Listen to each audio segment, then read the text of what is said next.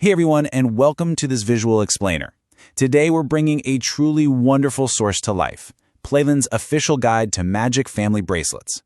If you are looking for an activity that lets you just sit back, relax, and genuinely bond with your kids, well, you are in exactly the right place. We're going to visually walk through this entire guide, breaking down how a simple craft can totally transform your afternoon. This explainer is all about letting your family's imagination fly while creating something tangible together. It's this perfect blend of creativity, relaxation, and connection. So let's get right into the magic. Looking for the perfect family activity. How many times have you asked yourself this exact question on a Saturday morning? We've absolutely all been there.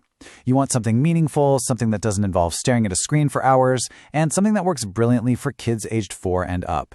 What the Playland Guide highlights is that the quote-unquote perfect activity doesn't actually need to be super complicated or expensive, it just needs to be engaging.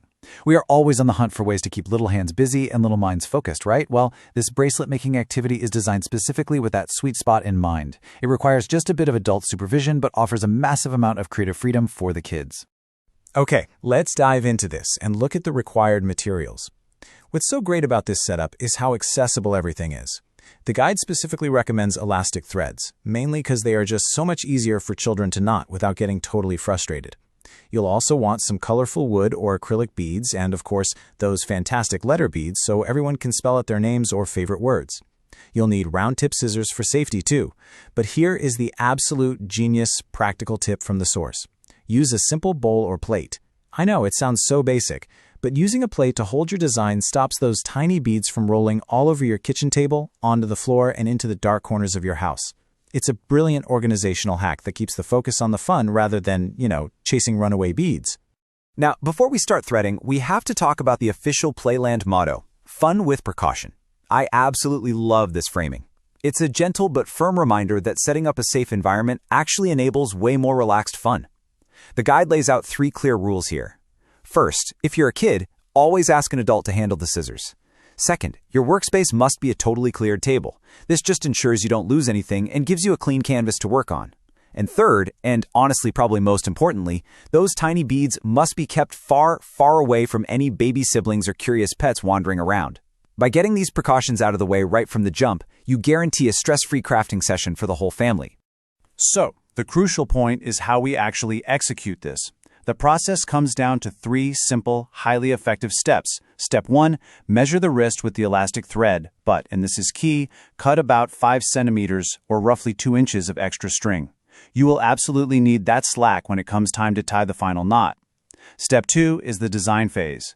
Remember that plate we just talked about? This is where it shines.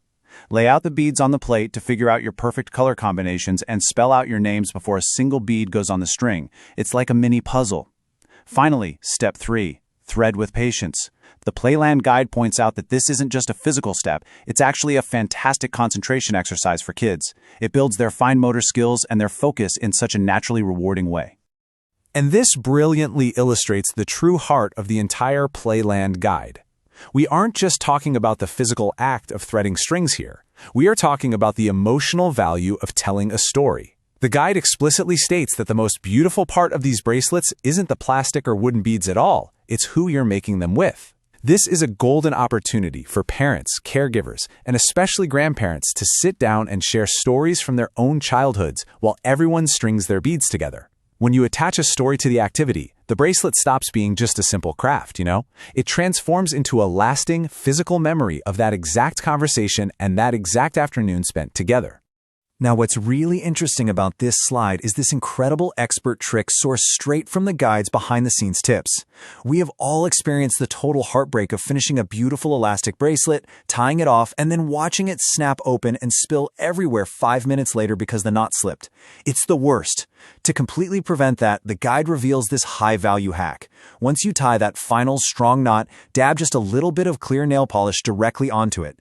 The polish hardens, effectively gluing the elastic knot in place so it literally never unties. It provides that extra layer of security and ensures that the precious memory you just created together will actually survive a trip to the playground. As we wrap up our visual journey through the Playland Guide, I want to leave you with a powerful question.